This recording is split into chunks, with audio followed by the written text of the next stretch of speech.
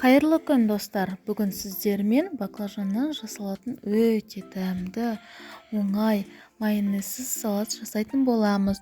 Менің видеомды соңына дейін қарап, менің каналыма тіркеліп, қоңырауша лайк басуды ұмытпаңыздар. Міндетті түрде жасап көріңіздер. Өте оңай, қолжетімді азық-түліктен жасалады.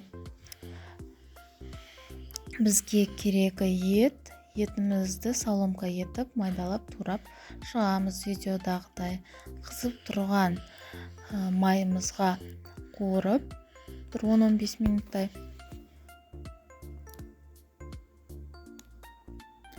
2-3 ас қасық соя соусын құйып қуырып аламыз тағыда.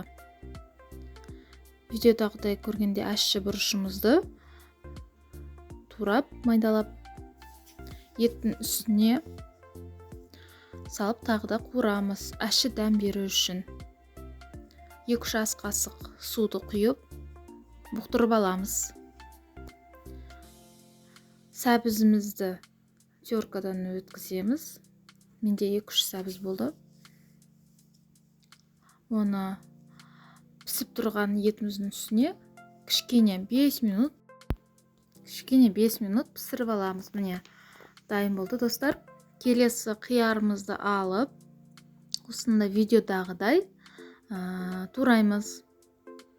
Келесі тәтті бұрышымызды, көк пен қызылымызды, қызанағымызды видеодағыдай турап, келесі баклажанымызды осылай турап, тұз сеуіп қоямыз.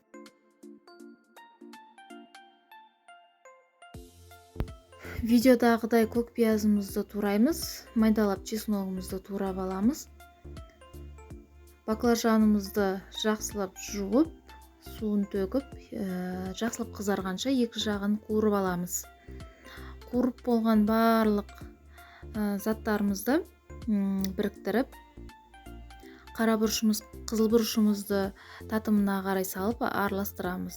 Мінекей достар, салатымыз дайын болды. Өте дәмді, қолжетімді, азық-түліктен жасалатын да майонезсіз тойымды салат болып шықты. Достар, мен каналыма тіркеліп, лайк қойып, қоңыраушаны басуды ұмытпаңыздар. Келесі кездескенше сіздермен болған Гүлмира.